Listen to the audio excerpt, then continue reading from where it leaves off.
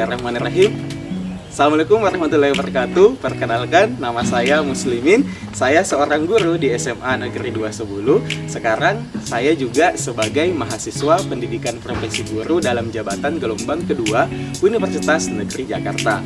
Hari ini, Selasa 13 Desember 2022, saya akan melakukan video UKIM di kelas 12 IPA 1 dengan materi pembelajaran disintegrasi bangsa. Ayo ikuti keseruan kami di dalam kelas. Assalamualaikum warahmatullahi wabarakatuh. Waalaikumsalam warahmatullahi wabarakatuh. Selamat pagi anak-anakku sekalian. Pagi, Pak. Apa kabarnya hari ini? Alhamdulillah. Oke, sebelum kita memulai pelajaran hari ini, Bapak minta tolong ketua kelas untuk memimpin doanya dulu. Silakan. Sebelum melaksanakan pembelajaran pada pagi hari ini, selamat kita berdoa menurut agama masing-masing.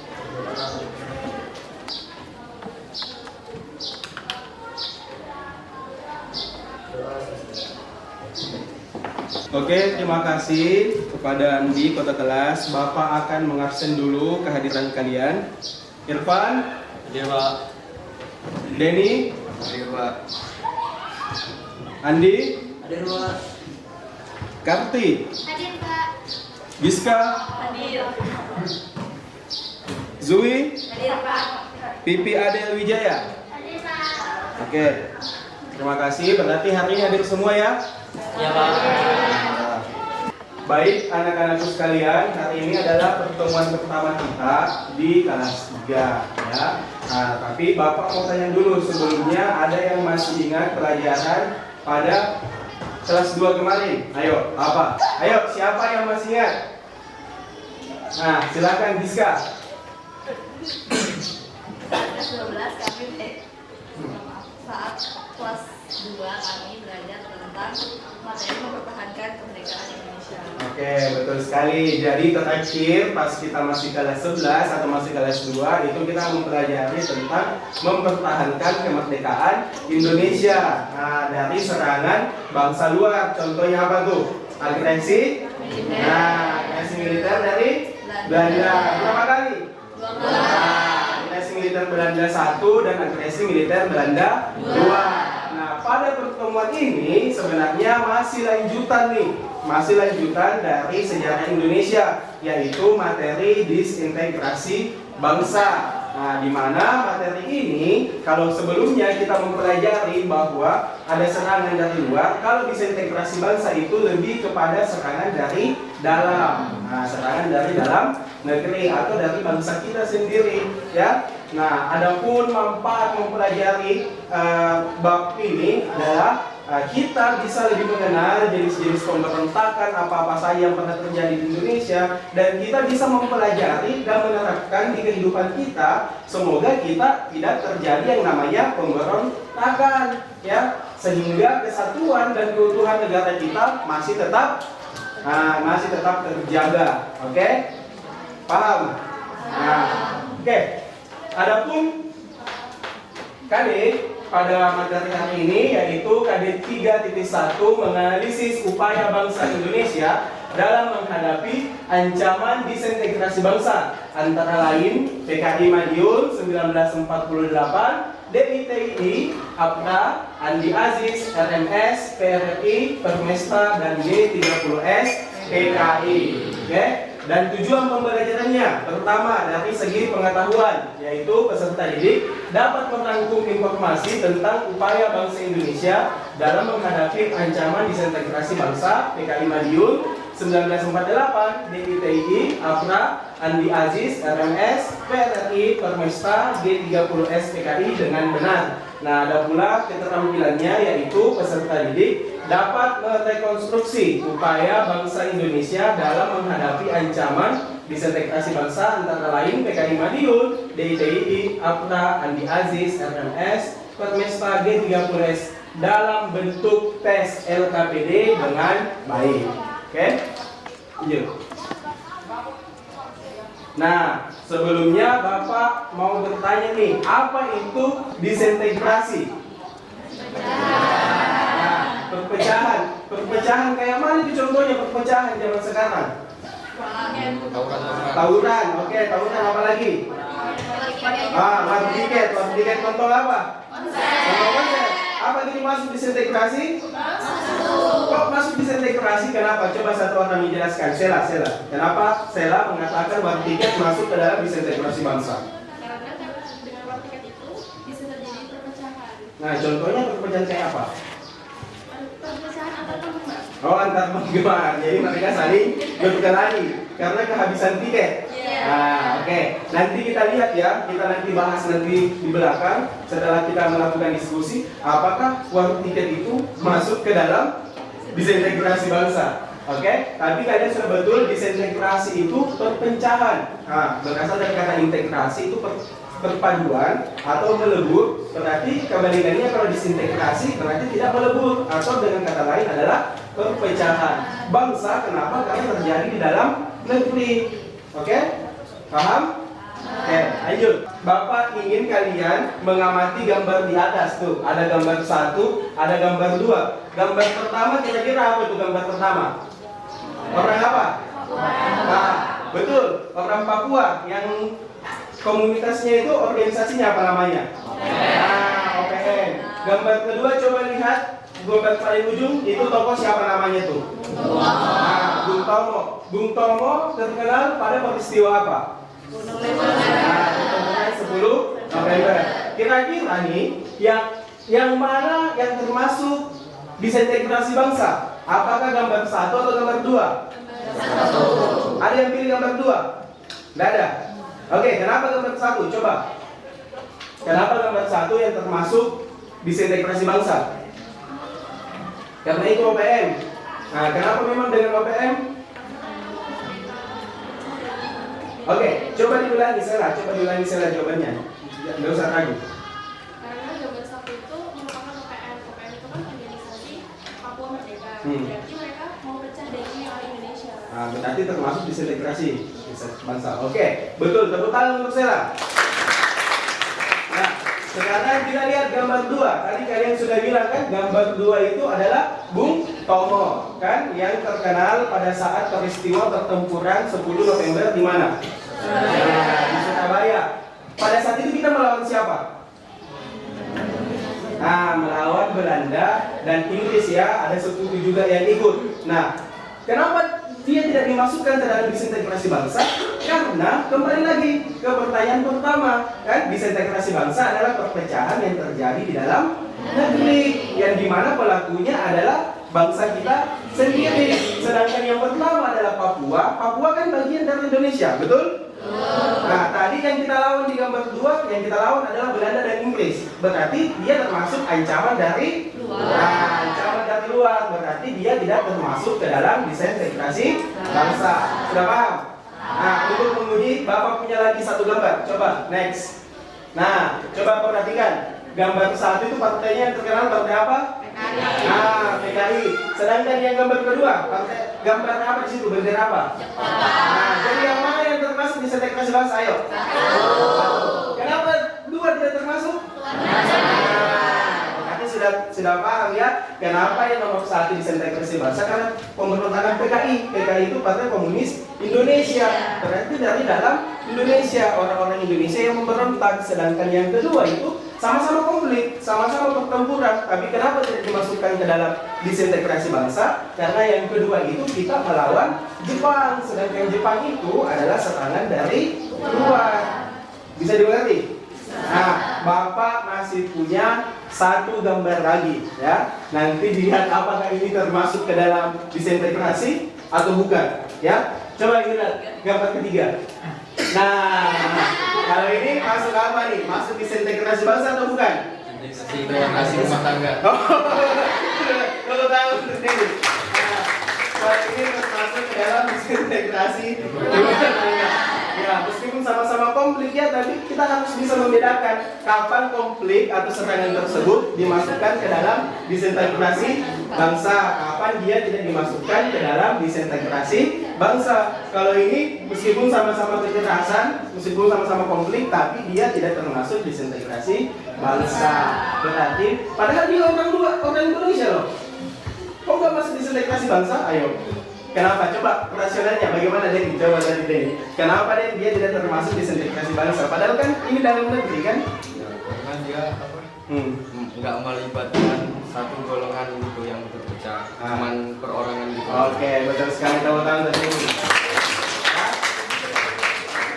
Ya, jadi begini kasusnya juga ini masih belum membawa golongan kan, belum membawa golongan yang berpecah, masih individu, makanya juga tidak dimasukkan ke dalam disintegrasi bangsa. Kasus-kasus yang tidak membawa golongan, tidak membawa kelompok, masih bersifat individu itu belum termasuk disintegrasi bangsa. Next.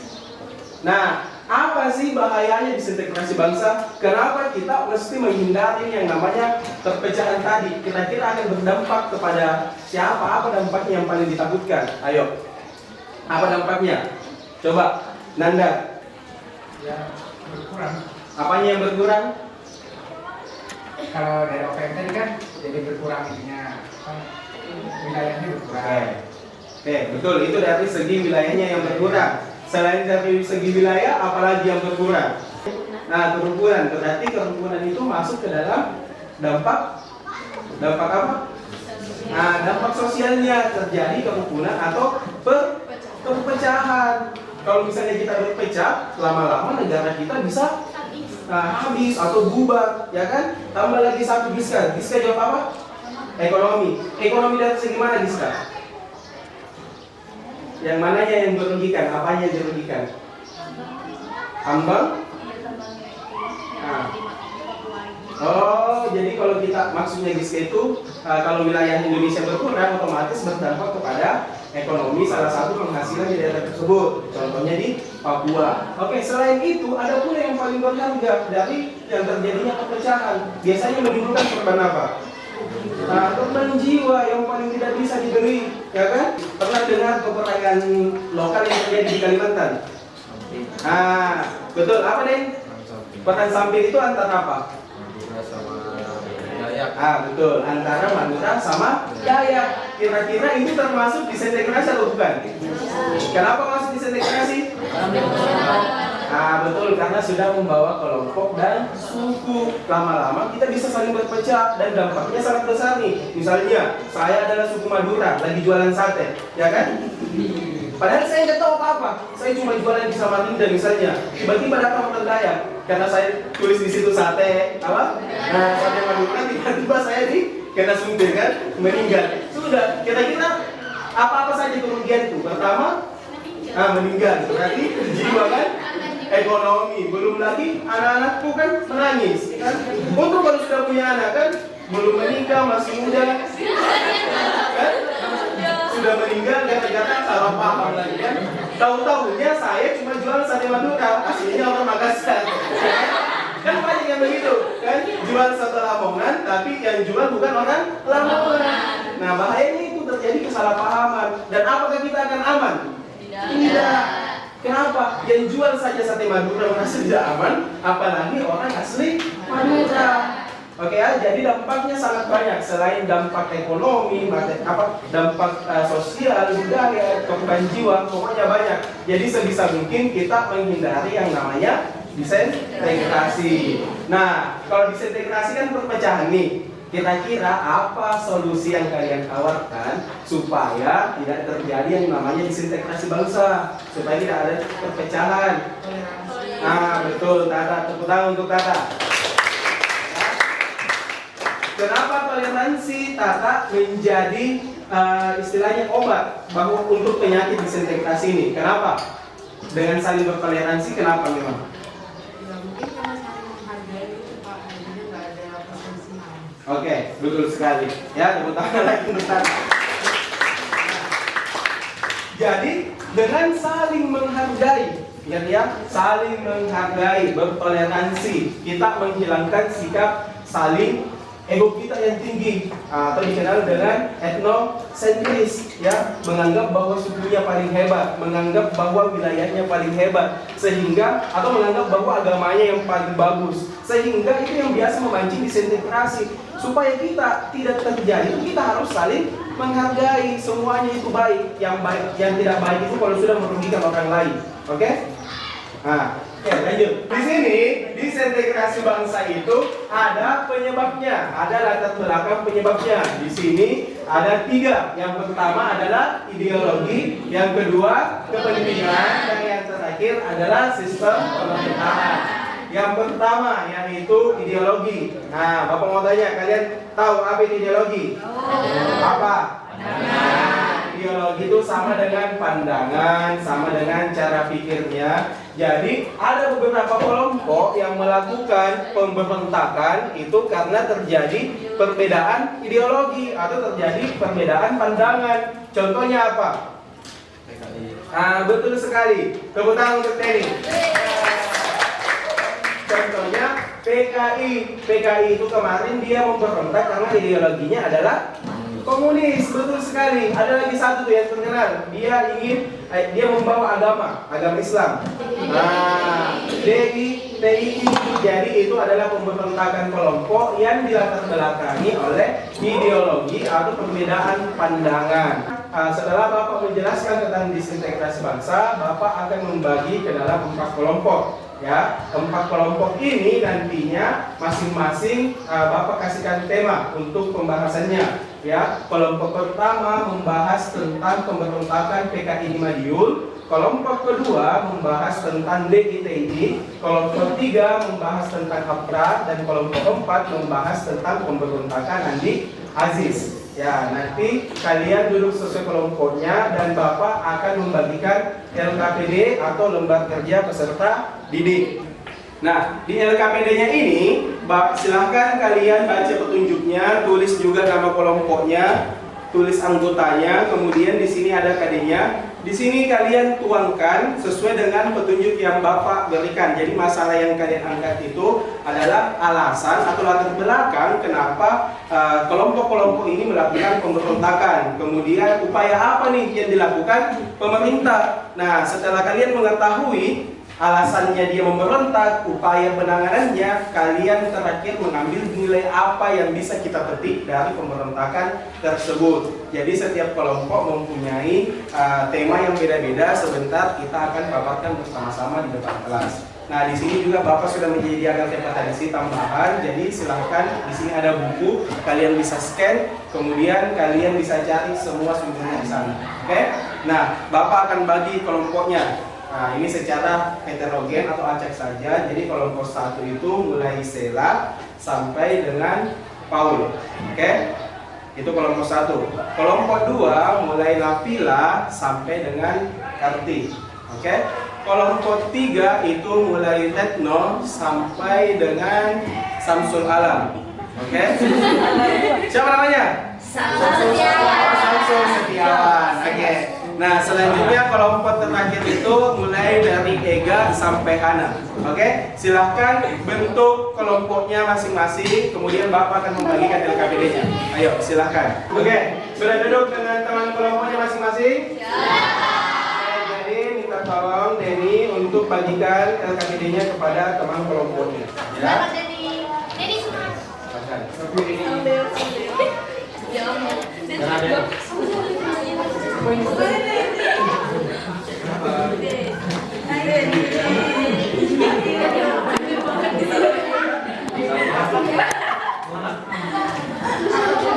Semua kelompok sudah mendapatkan LKPD-nya? Nah, jadi silahkan dikerjakan, baca petunjuknya, dan ingat untuk saling bekerja sama dengan teman kelompoknya. Bapak kasih waktu 15 menit untuk menuangkan apapun yang ada di LKPD-nya dituntaskan. Oke, menuliskan hasil pemikirannya ke dalam LKPD. Silakan.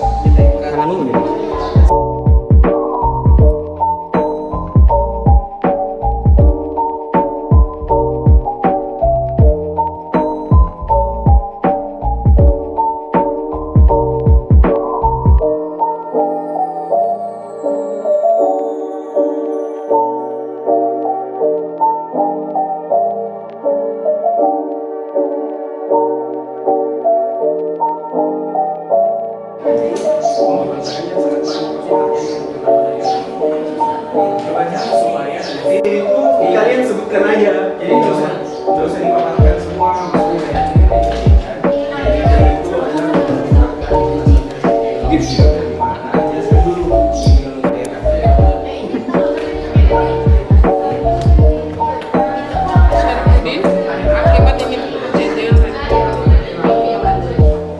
Oke, waktunya sudah habis. Bagaimana, setiap kelompok sudah selesai?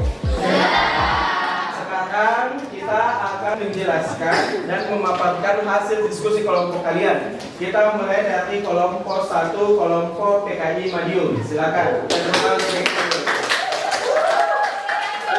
Selamat siang semuanya. Di sini saya akan membacakan hasil kelompok 3. Latar belakang pemberontakan APRA. Perpecahan yang terjadi dalam tubuh Angkatan Perang Republik Indonesia Serikat (APRIS), yaitu antara tentara bentukan negara TNI dengan tentara pendukung federalis (KNIL). Pemberontakan ini dipimpin oleh Raymond Westerly. Upaya penanganan dari pemerintah mengirimkan pasukan untuk menumpas pemberontakan yang dipimpin oleh Kolonel TB Simatupang dan Kolonel Slamet Riyadi. Nilai yang bisa dipetik dari pemberontakan APRA: dapat ditangkapnya sang pengkhianat bangsa yaitu Sultan Hamid II. Bersatunya rakyat dan juga turut membantu dalam pemberontakan APRA semakin memperkokoh rasa persatuan dan kesatuan. Ada yang ingin ditanyakan? Oke, di sini saya akan bertanya untuk kelompok 3, siapa sebenarnya Raymond Westerly? Sekian, terima kasih. Saya akan menjawab pertanyaan dari Bahana dari kelompok 4. Raymond Westerling lahir di Istanbul, Turki pada 31 Agustus 1919. Dia merupakan komandan pasukan Belanda yang terkenal karena memimpin pembantaian Westerling pada tahun 1946 hingga 1947 di Sulawesi Selatan dan percobaan kudeta APRA di Bandung, Jawa Barat. Sekian, terima kasih. Sekian dari kelompok kami. Wassalamualaikum warahmatullahi wabarakatuh. Waalaikumsalam warahmatullahi wabarakatuh. Terima kasih untuk kelompok 3. Kita beri tepuk tangan untuk kelompok 3.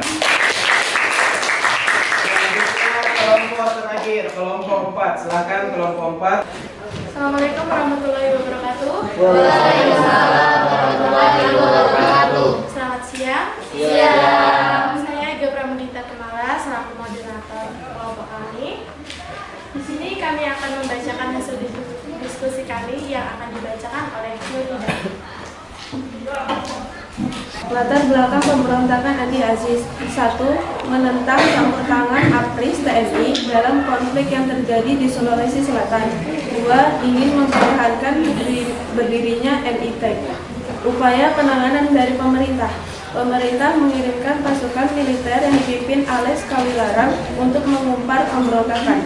Nilai yang dapat dipetik dari pemberontakan Andi Aziz yaitu 1. Nilai nasionalisme, 2. Rasa toleransi, 3. Loyalitas. Sekian pembacaan dari kelompok kami. Apakah ada yang ingin mengajukan pertanyaan? Kenapa Andi Aziz sangat teguh untuk mempertahankan Indonesia Timur? Terima kasih untuk pertanyaannya. Jawabannya akan dibacakan oleh Desinta Muslimasari. Baik, di sini saya akan menjawab pertanyaan dari kelompok 3. Pertanyaannya, mengapa Andi Aziz ingin mempertahankan Indonesia Timur? Jawabannya, karena ia enggan bergabung dengan Negara Kesatuan Republik Indonesia. Sekian, terima kasih. Sekian, saya tutup. Wassalamualaikum warahmatullahi wabarakatuh. Waalaikumsalam warahmatullahi wabarakatuh. Oke, terima kasih untuk kelompok terakhir. Kita beri tepuk tangan untuk kelompok terakhir. Sekarang masing-masing kelompok telah menyampaikan atau membacakan hasil diskusinya.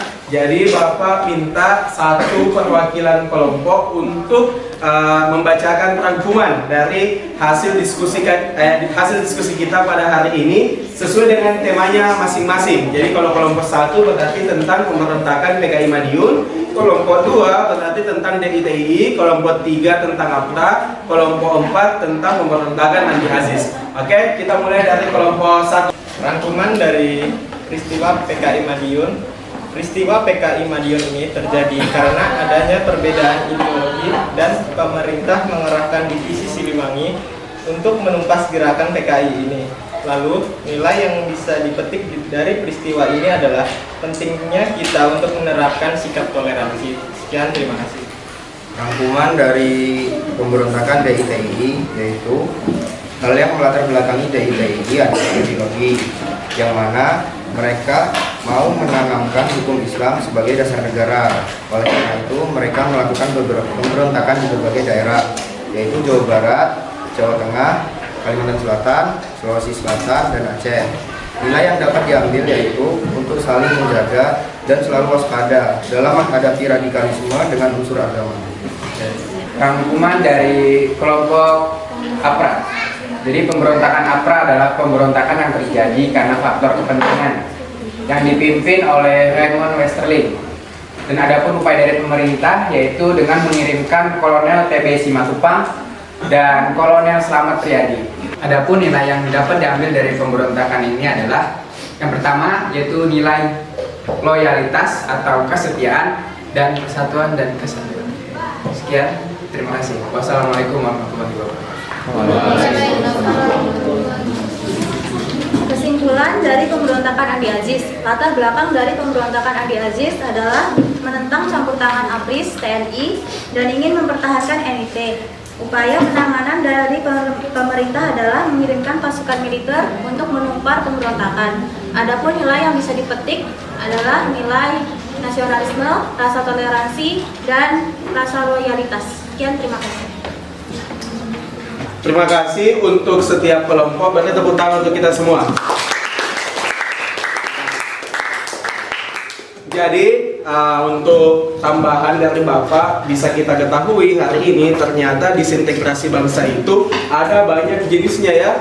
Yang pertama ada karena disebabkan oleh ideologi atau pandangan yang berbeda, ada karena kepentingan, dan ada pula dari sistem pemerintahan. Nah, di mana masing-masing dari pemberontakan ini sebenarnya sangat membahayakan kedudukan kita baik dari segi material ataupun non material ya. Kenapa? Karena tadi sudah dijelaskan untuk menempaskannya pun itu kita kan mengirim pasukan militer, ya kan? Pasukan militer yang ke medan perang itu taruhannya adalah nyawa.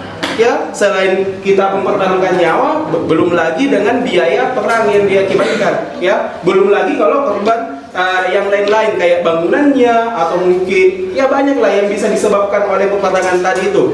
Nah, jadi kita mau menjawab nih pertanyaan di awal tadi mengenai tentang perang tiket tadi atau tiket war yang sering terjadi untuk memperebutkan tiket konser. Apa gitu termasuk disintegrasi bangsa?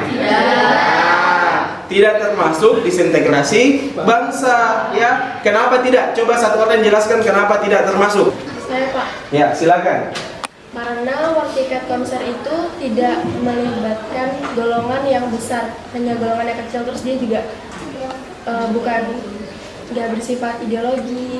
Maksudnya latar belakangnya bukan karena ideologi, bukan karena sistem pemerintahan juga, bukan karena kepentingan juga. Oke, tepuk tangan untuk Sela. Oke, jadi sudah terjawab ya pertanyaan kita di awal tadi itu mengenai disintegrasi bangsa. Kita juga sudah jelaskan kalau disintegrasi bangsa itu yang mengancam keutuhan atau konflik yang bisa mengancam keutuhan bangsa kita. Tapi tadi ada yang bertanya, Pak, kalau war tiket itu bagaimana? Nah, tadi setelah kalian diskusi kita sudah pahami kalau yang disintegrasi bangsa itu harus bersifat kelompok dan kelompoknya itu yang besar ya. Kalau masih bersikap individual ataupun mungkin kelompoknya itu masih kecil, itu belum termasuk terhadap disintegrasi bangsa. Oke, tapi sebisa mungkin dihindari lah yang masalah konflik-konflik apapun itu, sebisa mungkin kita menghindari yang namanya konflik.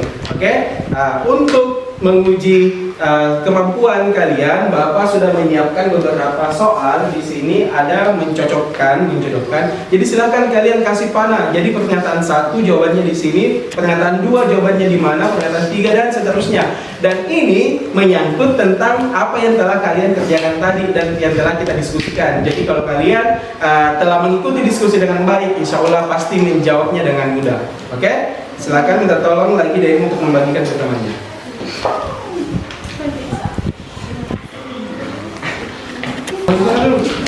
Oke, sudah dapat semua? Nah, silakan dikerjakan. Bapak kasih waktu 5 menit ya untuk dikerjakan bersama teman kelompoknya. Silakan.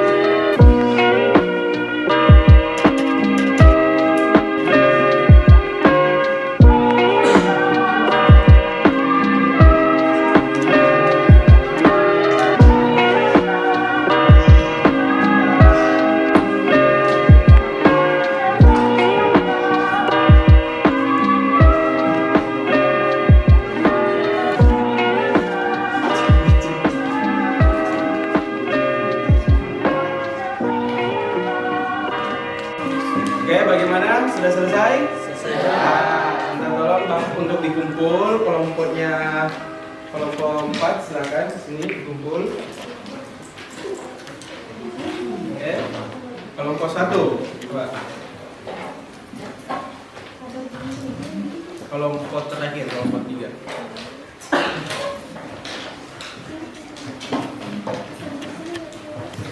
Oke, terima kasih kepada anak-anak sekalian. Sebelum kita mengakhiri pelajaran hari ini, Bapak ingin tanya, bagaimana perasaan kalian hari ini? Senang? Yakin senang? Apa yang membuat kalian senang? Coba satu orang disampaikan pendapatnya kenapa dia senang hari ini. Nah, silakan Hana. Pada pembelajaran hari itu saya merasa senang karena pada bagian diskusi itu berasa seru aja. Terus rasa kekeluargaannya itu dapat, soalnya diskusi gitu kan. Terus soal-soal yang tadi juga itu seru aja ngerjakan. Oke, terima kasih, tepuk tangan untuk Hana. Oke, Bapak butuh satu orang lagi nih perwakilan dari kelas kalian, siapa yang bisa? Oke, silakan Giska. Pembelajaran hari ini tuh cukup menyenangkan karena materinya mudah dipelajarin karena Bapak menjelaskannya tuh dengan menggunakan gambar-gambar, apalagi tadi ada gambarnya Lesti gitu. Sekian dari saya, terima kasih. Terima kasih untuk Hana dan Giska. Beri tepuk tangan untuk kedua teman kita. Nah, adapun yang telah kita pelajari tadi kan yang menyenangkannya. Nah, sekarang makna apa yang bisa kalian ambil pada pelajaran hari ini yang bisa digunakan untuk menjadi motivasi atau hikmah yang bisa kita ambil dari pelajaran hari ini untuk diterapkan di kehidupan sehari-hari. Oke, silakan Nanda. Jadi pembelajaran yang dapat diambil dan diterapkan dalam kehidupan sehari-hari kita semua yaitu dari yang ini aja, pemberontakan APRA itu memperkuat persatuan dan kesatuan, tidak saling berkelahi, saling toleransi antar umat beragama walaupun beda agama. Ya, itu saja. Terima kasih. Wassalamualaikum warahmatullahi wabarakatuh. Waalaikumsalam. Tepuk tangan untuk Nanda. Oke, kita belum explain tadi ya. Nah, jadi ketika Bapak mengucapkan tepuk 1 berarti tepuk 1, tepuk 2, 2, tepuk 3, 3. Dia bunyinya. Halo, ketika Bapak bilang tepuk 1 berarti tepuk 1 kali. Ketika Bapak bilang tepuk 2 kali, tepuk 2 kali. Ketika Bapak bilang tepuk 3 atau tepuk 4 berarti sesuai dengan jumlah yang disuruhkan. Paham? Paham. Ya. Tepuk 1, tepuk 1, tepuk 2, tepuk 3, 3. Nah, belum ada yang menang setiap kelompok. Paham kan? Oke, kita lihat kelompok mana yang paling kompak. Tepuk 1, tepuk 2, tepuk 3, 2. Nanti kelompok gimana? Apa bedanya tadi? Ketika Bapak mengatakan tepuk 1 berarti 1, 2, 1.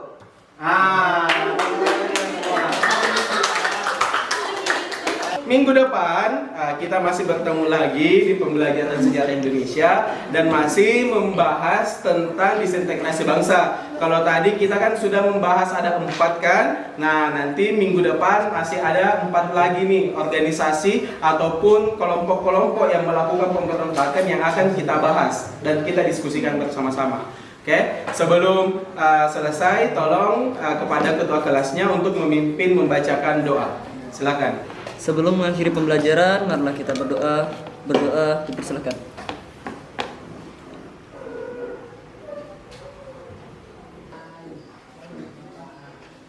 Oke, selesai. Doa selesai.